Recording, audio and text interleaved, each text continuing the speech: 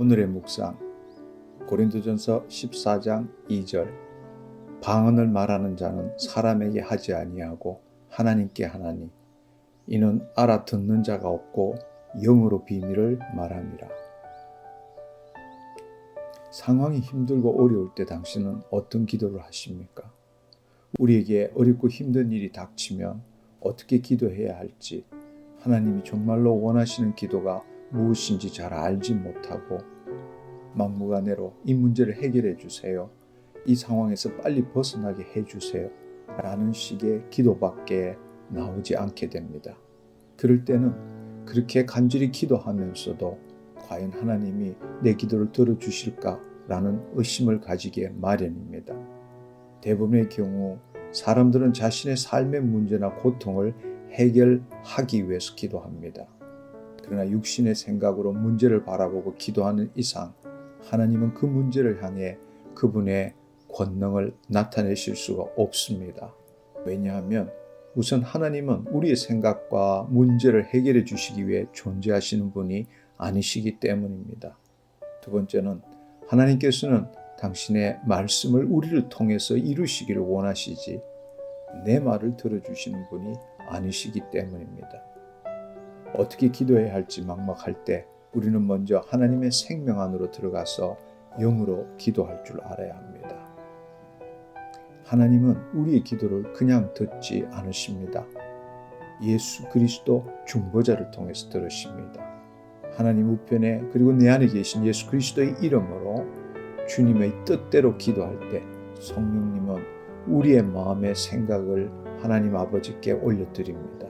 우리가 하나님의 영에 의지하지 않고 단지 주여 주여 하고 외친다고 해서 우리의 기도를 들으시는 것이 아니라는 것입니다.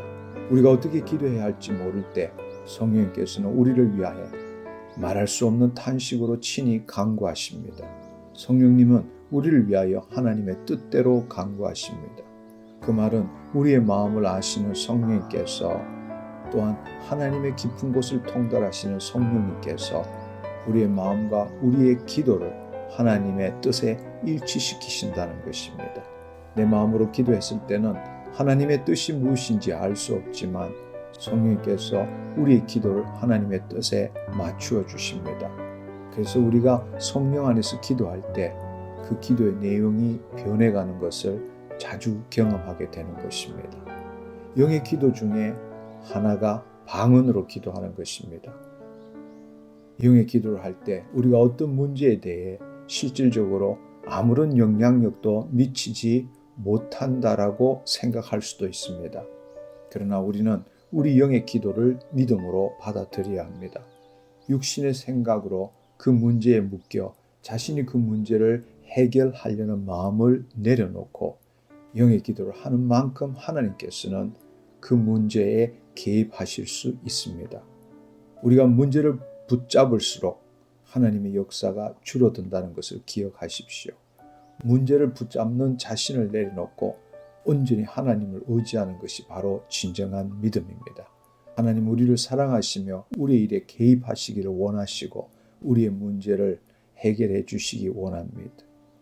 우리가 하나님의 뜻대로 기도할 때 그 문제들은 우리의 문제가 아니라 하나님의 문제가 되시기 때문입니다.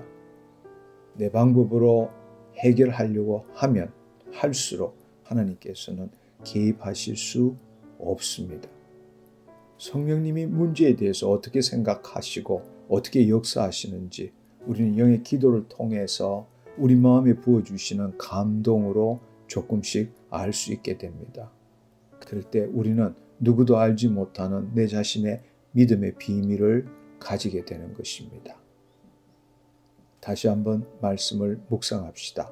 고린도전서 14장 2절 방언을 말하는 자는 사람에게 하지 아니하고 하나님께 하나니 이는 알아듣는 자가 없고 영으로 비밀을 말함이라. 질문: 기도하는 중에 원래 기도했던 의도와는 달리 기도의 내용이 바뀌었던 적이 있었나요? 기도 응답을 받았을 때 당신은 어떻게 기도하셨나요?